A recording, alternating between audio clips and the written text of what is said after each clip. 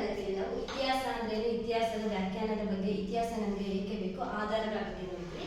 ಆಧಾರದಲ್ಲಿ ಬಂದಾಗ ಆಧಾರದಲ್ಲಿ ಎರಡು ವಿಧವನ್ನ ನೋಡ್ತಾ ಹೋದ್ವಿ, ಸಾಹಿತ್ಯ ಆಧಾರಗಳು ಮತ್ತೆ ಪುರಾತತ್ವ ಆಧಾರಗಳು. ಸಾಹಿತ್ಯ ಆಧಾರದಲ್ಲಿ ಮತ್ತೆ ಎರಡು ವಿಧವನ್ನ ನೋಡ್ತಾ ಹೋಗ್ತೀವಿ, ಲಿಖಿತ ಸಾಹಿತ್ಯ ಮತ್ತೆ ಮೌಖಿಕ ಸಾಹಿತ್ಯ. ಲಿಖಿತ ಸಾಹಿತ್ಯದ ಬಗ್ಗೆ ಆಲ್ರೆಡಿ ನೀವು ನೋಡಿದ್ವಿ, ಅಂದ್ರೆ ಬರವಣಿಗೆ ರೂಪದಲ್ಲೇ ಇರಬೇಕು. ಲಿಖಿತ ಸಾಹಿತ್ಯ ಅಂತಂದ್ರೇನು, ಬರವಣಿಗೆಯ ರೂಪದಲ್ಲೇ ಇರಬೇಕು. ಅದರಲ್ಲಿ ದೇಶೀಯ ಸಾಹಿತ್ಯ ಮತ್ತೆ ವಿದೇಶಿಯ ಸಾಹಿತ್ಯ ಅನ್ನೋದ್ರ ಬಗ್ಗೆ ಕಳೆದ ಕ್ಲಾಸ್ಗಳಲ್ಲಿ ತಿಳ್ಕೊಳ್ತಾ ಹೋದ್ವಿ. ಇವತ್ತು ಮೌಖಿಕ ಸಾಹಿತ್ಯ.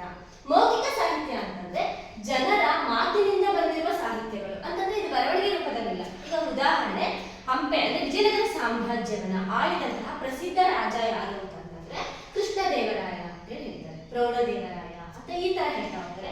ಆದ್ರೆ ಜನಪದ ಸಾಹಿತ್ಯದಲ್ಲಿ ಬಂದಾಗ ರಾಮರಾಯ ಅಂತ ಹೇಳ್ತಾರೆ. ಜನಪದ ಸಾಹಿತ್ಯಕ್ಕೆ ಬಂದಾಗ ರಾಮರಾಯ ಅಂತ ಹೇಳಿ ಬರ್ತಾರೆ. ಆದ್ರೆ ರಾಮರಾಯ ಬೇರೆನಾ ಕೃಷ್ಣದೇವರಾಯ ಬೇರೆನಾ ಅಂತಂತ ಉಲ್ಲೇಖಗಳನ್ನ ನೋಡಿದಾಗ ಅವರಿಬ್ರು ಒಂದೇ.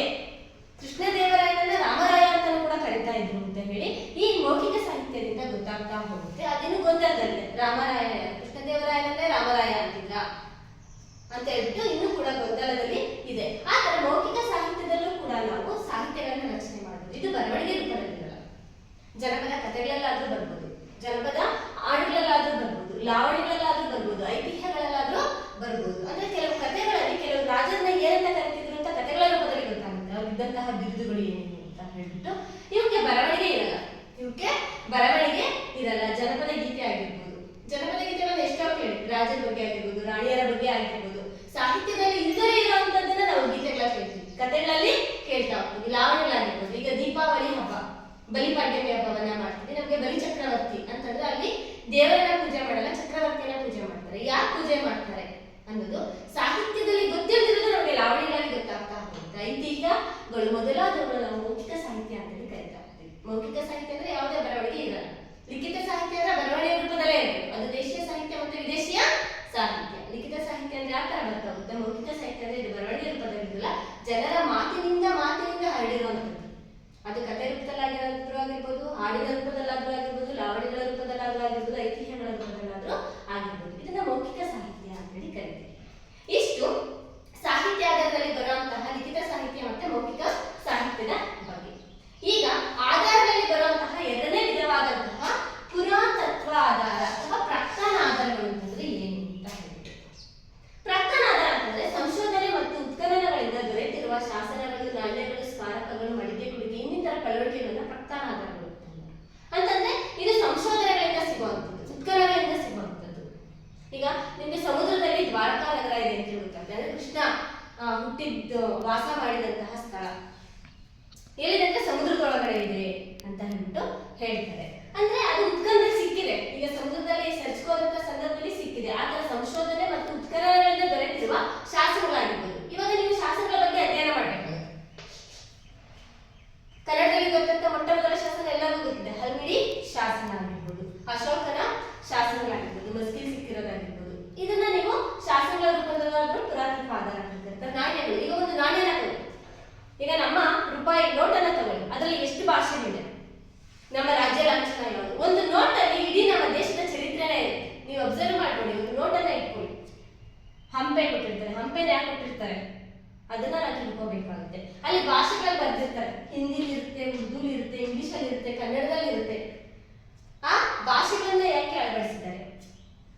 ಮತ್ತೆ ನಮ್ಮ ರಾಷ್ಟ್ರೀಯ ಲಾಂಛನ ಇರುತ್ತೆ, ಆ ಲಾಂಛನದ ಮಹತ್ವ ಒಂದು ನೋಟಲ್ಲಿ ಒಂದು ನಾಣ್ಯದಲ್ಲಿ ಎಲ್ಲದನ್ನೂ ಹೇಳುತ್ತೆ. ರಾಜಕಾರಣದಲ್ಲೂ ಅಷ್ಟೇ, ಅವರು ಶ್ರೀಮಂತ ರಾಜರ, ಬಡವರು ರಾಜರ ಚಿನ್ನದ ನಾಣ್ಯಗಳು ಬಳಸ್ತಾ ಇದ್ರು ಅಥವಾ ಬೆಳ್ಳಿ ನಾಣ್ಯಗಳನ್ನ ಬಳಸ್ತಾ ಇದ್ರು, ಅವ್ರು ಎಷ್ಟು ಅನುಕೂಲವಾಗಿತ್ತು, ಅವರ ಲಾಂಛನ ಯಾವಾಗಿತ್ತು, ಅವರ ಆಡಳಿತ ಭಾಷೆ ಯಾವಾಗಿತ್ತು, ಅವ್ರ ಕೃತಿಗಳನ್ನ ಯಾವೆಲ್ಲ ರಚನೆ ಮಾಡ್ತಾ ಇದ್ರು, ಅದೊಂದು ನಾಣ್ಯದಲ್ಲಿ ಸಿಗ್ತಾ ಇತ್ತು. ಅದನ್ನೇ ನಾವು ಪುರಾತತ್ವ ಆಧಾರ ಅಂತ ಕರಿತೀವಿ. ಒಂದು ನೋಟನ್ನ ತಗೊಳ್ಳಿ, ನಿಮ್ಗೆ ಎಕ್ಸಾಂಪಲ್ ನಮಗೆ ಹಳೆ ನೋಟ್ ಸಿಗ್ಲಿಲ್ಲ ಅಂತಂದ್ರೆ ಈಗಿರುವಂತಹ ನೋಟುಗಳನ್ನ ತಗೊಳ್ಳಿ. ನಮ್ಮನ್ನ ಆಳ್ವಿಕೆ ಮಾಡ್ತಾರೆ, ನಮ್ಮ ಗವರ್ನರ್ ಸಿಗ್ನೇಚರ್ ಯಾರಿದೆ ನೋಟಲ್ಲಿ, ಎಲ್ಲದನ್ನೂ ಕೂಡ ಅಬ್ಸರ್ವ್ ಮಾಡಬೇಕಾಗುತ್ತೆ. ನಾಣ್ಯಗಳಲ್ಲಿ ಇದನ್ನ ಅಧ್ಯಯನ ಮಾಡ್ತೀವಿ. ಸ್ಮಾರಕಗಳು ಅಂತಂದ್ರೆ ದೇವಾಲಯಗಳಾಗಿರ್ಬೋದು. ಈಗ ಹಂಪೆಗೆ ಹೋಗ್ತೀವಿ, ಹಾಳಾಗಿರೋ ಹಂಪೆನ ತೋರಿಸ್ತಾರೆ. ನಾವು ಅಂದ್ಕೋತೀವಿ ಯಾಕೆ ಹಾಳಾಗಿರೋದಕ್ಕೆ ರೆಡಿ ಮಾಡಬಾರ್ದು ಅಂತ. ಆಕಸ್ಮಿಕ ಅದನ್ನ ರೆಡಿ ಮಾಡೋದು ಅಂತ ಇಟ್ಕೊಳ್ಳಿ, ಸ್ಟೂಡೆಂಟ್ಸೇ ಕೇಳ್ತಾರೆ, ನಾವೇ ಕೇಳ್ತೀವಿ, ಅಲ್ಲ ಸರ್ ಸುಲ್ತಾನ್ ಬಂದು ಎಲ್ಲ ಹಾಳು ಮಾಡೋಗಿದ್ದಾರೆ ಅಂತ ಹೇಳ್ತಾರೆ, ಈಗ ಸರಿಯಾಗಿದೆ ಅಂತ ಹೇಳ್ತೀವಿ. ಹಾಳು ಮಾಡೋದಕ್ಕೆ ನಮ್ಗೆ ಕುರುಕುಗಳಿರಲ್ಲ, ಹಾಗಾಗಿ ಅವ್ರ ಗೋಪುರನ ಆಗೇ ಬಿಟ್ಟಿದ್ದಾರೆ. ಯಾಕೆಂದ್ರೆ ಅದು ಹೇಳೋದಕ್ಕೆ ಬೇಕಲ್ಲ, ಈ ತರ ರಾಜರು ಬಂದು ನಮ್ಮ ವಿಜಯನಗರ ಶ್ರೀಮಂತವಾದಂತಹ ವಿಜಯನಗರವನ್ನ ಹಾಳು ಮಾಡೋದು ಅಂತ ಹೇಳೋದಕ್ಕೆ ನಮ್ಗೆ ಏನ್ ಬೇಕಂದ್ರೆ ದಾಖಲೆ ಬೇಕು. ಹಾಗಾಗಿ ಸ್ಮಾರಕಗಳಿಂದಲೂ ಕೂಡ ನಾವು ಅಂತೀವಿ. ಮಡಿಕೆ ಕುಡಿಕೆಯಲ್ಲಿ ಸಿಕ್ಕಿರುವಂತಹ ಮಡಿಕೆ ಹೇಳ್ತಾರೆ ವಜ್ರ ವೈಡೂರ್ಯಗಳನ್ನ ಬೀದಿಲಿ ಮಾರ್ತಾ ಇದ್ರು ಆಗಿನ ಕಾಲದಲ್ಲಿ ಅಂತೇಳಿ. ಅದಕ್ಕೆ ಸಾಕ್ಷಿ ಬೇಕಲ್ವಾ? ಅಲ್ಲಿ ಸಿಕ್ಕಿರುವಂಥದ್ದು ಅಂದ್ರೆ ಆ ಭೂಮಿಯನ್ನ ಹಗಿಬೇಕಂದ್ರೆ ಸಿಕ್ಕಿರುವಂತಹ ಮಡಿಕೆ ಕುಡಿಕೆಗಳು ಇನ್ನಿತರ ಪಳವಳಿಕೆಗಳನ್ನ ನಾವೇನಂತ ಕರಿತೀವಿ ಅಂತಂದ್ರೆ ಪ್ರಜ್ಞಾನ ಆಧಾರಗಳು ಅಂತ ಕರಿತೀವಿ. ಇಷ್ಟು ಪ್ರಜ್ಞಾನ ಪುರಾತತ್ವ ಆಧಾರಗಳಿಗೆ ಸಂಬಂಧಪಟ್ಟಿರುವಂಥದ್ದು. ನೀವು ಇಲ್ಲಿ ಏನೇನನ್ನ ಕಲೆಕ್ಟ್ ಮಾಡ್ಕೋಬೇಕು ನಿಮ್ಗೆ ಸ್ಪರ್ಧಾತ್ಮಕ ಪರೀಕ್ಷೆಗಳಿಗೆ ಅಂತಂದ್ರೆ ಶಾಸನಗಳ ಬಗ್ಗೆ ಅಧ್ಯಯನ ಮಾಡೋದಾದ್ರೆ ಅಶೋಕನ ಶಾಸನ ಆಗಿರ್ಬೋದು, ಮೌರ್ಯ ಸಾಮ್ರಾಜ್ಯದ ಚಂದ್ರಗುಪ್ತ ರಾಜನ ಶಾಸನಗಳಾಗಿರ್ಬೋದು, ಅಶೋಕನ ಶಾಸನಗಳಾಗಿರ್ಬೋದು, ಪ್ರತಿಯೊಂದನ್ನು ಕೂಡ ನೀವೇನ್ ಮಾಡಬೇಕು ಅಂತಂದ್ರೆ ಕಲೆಕ್ಟ್ ಮಾಡ್ಕೋಬೇಕು. ಯಾವ ಭಾಷೆಯಲ್ಲಿತ್ತು, ಶಾಸನಗಳು ಎಲ್ಲೇ ಫಸ್ಟ್ ಸಿಕ್ತು, ಕರ್ನಾಟಕದಲ್ಲಿ ಎಲ್ಲಿ ಸಿಕ್ಕಿದೆ, ನಮ್ಮ ಭಾರತ ದೇಶದಲ್ಲಿ ಎಲ್ಲಿ ಸಿಕ್ಕಿದೆ, ಅದನ್ನೆಲ್ಲ ಕೂಡ ನಾವು ಕಲೆಕ್ಟ್ ಮಾಡ್ಕೋಬೇಕಾಗುತ್ತೆ. ನಾಣ್ಯಗಳನ್ನ ನೋಡಿದಾಗ ಅಷ್ಟೇ, ತಾಮ್ರದ ನಾಣ್ಯಗಳನ್ನ ಯಾರು ಬಳಸ್ತಾ ಇದ್ರು, ಚಿನ್ನದ ನಾಣ್ಯಗಳನ್ನ ಯಾರು ಬಳಸ್ತಾ ಇದ್ರು, ನಮ್ಮ ಮೈಸೂರು ಅರಸರ ಲಾಂಛನ ಯಾವ್ದಾಗಿತ್ತು, ನಾಣ್ಯಗಳ ಅಧ್ಯಯನದಲ್ಲಿ ಇದನ್ನೆಲ್ಲ ಕೂಡ ಕಲೆಕ್ಟ್ ಮಾಡ್ಕೋಬೇಕಾಗುತ್ತೆ. ಸ್ಮಾರಕಗಳಲ್ಲೂ ಅಷ್ಟೇ, ಯಾರ್ಯಾರು ಯಾವ್ಯಾವ ಕಟ್ಟಡಗಳನ್ನ ಕಟ್ಟಿಸಿದ್ರು, ಎಷ್ಟರಲ್ಲಿ ಕಟ್ಟಿಸಿದ್ರು, ಅದನ್ನ ಕಟ್ಟಡ ಮಾಡಿದ್ರೆ ಇದ್ರ ಬಗ್ಗೆ ಎಲ್ಲ ನೀವೇನ್ ಮಾಡ್ಬೇಕು ಅಂತಂದ್ರೆ ಕಲೆಕ್ಟ್ ಅನ್ನ ಮಾಡ್ಕೊಂಡಾಗ ಇದು ಸ್ಪರ್ಧಾತ್ಮಕ ಪರೀಕ್ಷೆಗಳಿಗೆ ಏನಾಗ್ತಾ ಹೋಗುತ್ತೆ ಅಂದ್ರೆ ಈಸಿ ಆಗ್ತಾ ಹೋಗುತ್ತೆ. ಬರೀ ನಾವು ಇಷ್ಟು ತಿಳ್ಕೊಂಡು ಹೋಗೋದಲ್ಲ, ಶಾಸನಗಳು ಬಂದ ತಕ್ಷಣ ಅದ್ರ ಬಗ್ಗೆ ಪಟ್ಟಿಗಳನ್ನ ಅಂತಂದ್ರೆ ನಿಮ್ಗೆ ಇಂಪಾರ್ಟೆಂಟ್ ಇರೋದನ್ನೆಲ್ಲ ನೀವು ಪಟ್ಟಿ ಮಾಡ್ಕೊಂಡು ಎಲ್ಲೆಲ್ಲಿ ಸಿಗುತ್ತದೋ ನಿಮ್ಗೆ 5ನೇ ತರಗತಿಯಿಂದ 10ನೇ ತರಗತಿ ಟೆಕ್ಸ್ಟ್ ಬುಕ್ ಅಲ್ಲಿ ಎಲ್ಲ ಸಿಗ್ತಾ ಹೋಗುತ್ತೆ. ರಾಜ್ಯದ ಬಗ್ಗೆ ಸಿಗ್ಬೇಕು ಅಂತಂದ್ರೆ ನೀವು ಎಲ್ಲಿಗೂ ಹೋಗ್ಬೇಕಾಗಿಲ್ಲ. 8ನೇ ಕ್ಲಾಸ್ ಟೆಕ್ಸ್ಟ್ ಬುಕ್, ಸಮಾಜ ವಿಜ್ಞಾನ ಟೆಕ್ಸ್ಟ್ ಬುಕ್ ನೋಡಿದ್ರೆ ನಿಮಗೆ ಶಾಸನಗಳ ಬಗ್ಗೆ ಗೊತ್ತಾಗ್ತಾ ಹೋಗುತ್ತೆ. ಇನ್ನೂ ಬೇಕು ಅಂತಂದ್ರೆ first year P U C ಅಷ್ಟನ್ನ ನೀವು ಕಲೆಕ್ಟ್ ಮಾಡ್ಕೊಂಡ್ರಿ ಅಂತಂದ್ರೆ ಸ್ಪರ್ಧಾತ್ಮಕ ಪರೀಕ್ಷೆಗಳಿಗೆ ಈಸಿ ಆಗ್ತಾ ಹೋಗುತ್ತೆ. ಈಗ ಶಾಸನಗಳನ್ನ ಹೇಗೆ ನಾವು ತಿಳ್ಕೊಬೇಕು ಅನ್ನೋದನ್ನ ಹೇಳಿದ್ರೆ, ನಾಣ್ಯಗಳನ್ನ ಯಾವ ರೀತಿ ನಮಗೆ ಒಬ್ಬ ರಾಜನ ಆಡಳಿತ ಗೊತ್ತಾಗುತ್ತೆ ಅನ್ನೋದು ತಿಳ್ಕೊಂಡ್ವಿ. ಸ್ಮಾರಕಗಳಿಂದ ನಮಗೆ ಏನು ಅನುಕೂಲ ಅಂದ್ರೆ ಅನುಕೂಲನೂ ಇದೆ. ಯಾಕೆಂತಂದ್ರೆ ರಾಜರು ಯಾವ ರೀತಿ ಆಡಳಿತ ಮಾಡ್ತಿದ್ರು, ಎಷ್ಟು ಶ್ರೀಮಂತರಾಗಿದ್ರು, ಎಂತೆಂಥ ಕಟ್ಟಡಗಳನ್ನ ಕಟ್ಟಿದ್ದಾರೆ, ಯಾವ ಯಾವ ಶೈಲಿಯ ಕಟ್ಟಡಗಳಿದೆ ನಮ್ಮ ದೇವಾಲಯ, ನಮ್ಮ ಹಿಂದೂ ದೇವಾಲಯದಲ್ಲಿ ನಾವು ಯಾವ ರೀತಿ ಶೈಲಿಯ ದೇವಾಲಯಗಳನ್ನು ನಿರ್ಮಿಸ್ತೀವಿ, ಅದನ್ನೆಲ್ಲದನ್ನೂ ಕೂಡ ನಮಗೆ ಸ್ಮಾರಕಗಳಲ್ಲಿ ತಿಳಿದಂತೆ ಅವಶೇಷಗಳು, ಅಲ್ಲಿ ಸಿಕ್ಕಿರುವಂತಹ ಅವಶೇಷಗಳು ಕೂಡ ಆಗಿರ್ಬೋದು. ಅವ್ರ ಮನೆಗಳನ್ನ ಹೇಗೆ ನಾಗರಿಕತೆಗಳು ಗೊತ್ತಾಗುತ್ತೆ ನಿಮಗೆ. ಸಿಂಧು ಬಯಲಿನ ನಾಗರಿಕತೆ, ಮೆಸೊಪಟೋಮಿಯಾದ ನಾಗರಿಕತೆ, ಚೀನಾ ನಾಗರಿಕತೆ ಅಲ್ವಾ, ಎಲ್ಲೆಲ್ಲಿ ಯಾವ ನಾಗರಿಕತೆಗಳ ಹರಿತು ಒಂದು ಅವಶೇಷಗಳಿಂದ ಗೊತ್ತಾಗ್ತಾ ಹೋಗುತ್ತೆ. ಇಷ್ಟು ಆಧಾರಗಳಿಗೆ ಸಂಬಂಧಪಟ್ಟದ್ದು. ಆಧಾರ ಯಾಕಬೇಕು ಅಂತಂದ್ರೆ ಇತಿಹಾಸದ ರಚನೆಗೆ ಬೇಕು. ಇತಿಹಾಸದ ರಚನೆಗೆ ಹೇಗೆ ಬೇಕು ಅಂತಂದ್ರೆ ಸಾಕ್ಷಿ ಬೇಕು, ನಮಗೆ ದಾಖಲೆ ಇರಬೇಕು. ಒಂದನ್ನ ಹೇಳ್ತೀವಿ ಅಂದ್ರೆ ಅದಕ್ಕೆ ದಾಖಲೆ ಇರಬೇಕು. ಸುಮ್ಮನೆ ಕಳ್ಳ ಆದ್ರೆ ಯಾರು ಒಪ್ಕೊಳ್ಳಲ್ಲ, ಅದಕ್ಕೆ ಸಾಕ್ಷಿ ಇದ್ರೆ ಮಾತ್ರ ಪೊಲೀಸರು ಕೂಡ ಒಪ್ಕೊಳ್ಳೋದು. ಕರೆಕ್ಟ್ ಅಲ್ಲ? ಯಾವುದೇ ಕೋರ್ಟೇ ಆಗಲಿ ಸಾಕ್ಷಿ ಇದ್ರೆ ಅದನ್ನ ಪ್ರೂವ್ ಮಾಡೋದು, ಇಲ್ಲಾಂದ್ರೆ ಸಾಕ್ಷಿ ಇಲ್ಲ ಅಂತಂದ್ರೆ ಅದನ್ನ ಪ್ರೂವ್ ಮಾಡೋದಕ್ಕೆ ಆಗಲ್ಲ. ಅದೇ ರೀತಿ ಇತಿಹಾಸದ ರಚನೆಗಳಿಗೆ ಆಧಾರ ಯಾಕಬೇಕು ಅನ್ನೋದನ್ನ ಇಷ್ಟು ಕ್ಲಾಸಲ್ಲಿ ನಾವು ತಿಳ್ಕೊಂಡ್ವಿ. ಇದು ಪುರಾತತ್ವ ಪ್ರಜ್ಞಾನದ ಬಗ್ಗೆ ಕೊನೆ ಆಗ್ತಾ ಹೋಗುತ್ತೆ. ಈಗ ನಿಮಗೆ ನೆಕ್ಸ್ಟ್ ನಾಗರಿಕತೆಗಳ ಅಧ್ಯಯನ, ರಾಜ್ಯಗಳ ಬಗ್ಗೆ ನೆಕ್ಸ್ಟ್ ತರಗತಿಯಲ್ಲಿ ತಿಳ್ಕೊಂಡು ಹೋಗ್ತೀವಿ. ಅದಕ್ಕಿಂತ ಮುಂಚೆ ನೀವು ಕ್ರಿಸ್ತ ಪೂರ್ವ ಮತ್ತು ಕ್ರಿಸ್ತ ಶಕ ಅಂತಂದ್ರೆ BC ಅಂತ ಇರುತ್ತೆ, AD ಅಂತಾರೆ. BC ಅಂತ ಕೊಟ್ಟಿರ್ತಾರೆ ಇಂಗ್ಲಿಷ್ ಮೀಡಿಯಂನಲ್ಲಿ, ಮತ್ತೆ AD ಅಂತ ಕೊಟ್ಟಿರ್ತಾರೆ. BC ಅಂತಂದ್ರೆ ಏನಂತಂದ್ರೆ ಕ್ರಿಸ್ತ ಪೂರ್ವ ಅಂದ್ರೆ ಕ್ರಿಸ್ತ ಹುಟ್ಟೋದಕ್ಕಿಂತ ಮುಂಚಿನ ಕಾಲವನ್ನು ನಾವು ಕ್ರಿಸ್ತ ಪೂರ್ವ ಅಂತ ಹೇಳ್ತೀವಿ. ಇದನ್ನ ಇಂಗ್ಲಿಷ್ ಅಲ್ಲಿ ಬಿಫೋರ್ ಕ್ರಿಸ್ಟ್ ಅಂತ ಹೇಳ್ತಾರೆ. ಇದನ್ನ ಶಾರ್ಟ್ ಫಾರ್ಮ್ ಅಲ್ಲಿ BC ಅಂತ ಇಂಗ್ಲಿಷ್ ಮೀಡಿಯಂ ಬರ್ದಿರ್ತಾರೆ, ಕನ್ನಡದಲ್ಲಿ ಕ್ರಿಸ್ತ ಪೂರ್ವ ಅಂತ ಹೇಳ್ತಾರೆ. ಕ್ರಿಸ್ತ ಹುಟ್ಟೋದಕ್ಕಿಂತ ಮುಂಚೆ, ಪೂರ್ವ ಹುಟ್ಟೋದಕ್ಕಿಂತ ಮುಂಚೆ ಕ್ರಿಸ್ತ ಶಕ. ಇದನ್ನ ಏನಂತ ಕರೀತಾರೆ ಅಂತಂದ್ರೆ ಅನ್ಯೋ ಡ್ಯಾಮಿನೈ ಅಂತ ಹೇಳ್ತಾರೆ. AD ಅಂತ ಹೇಳ್ತಾರೆ, ಮುಂದಿನ ಕಾಲಮಾನ.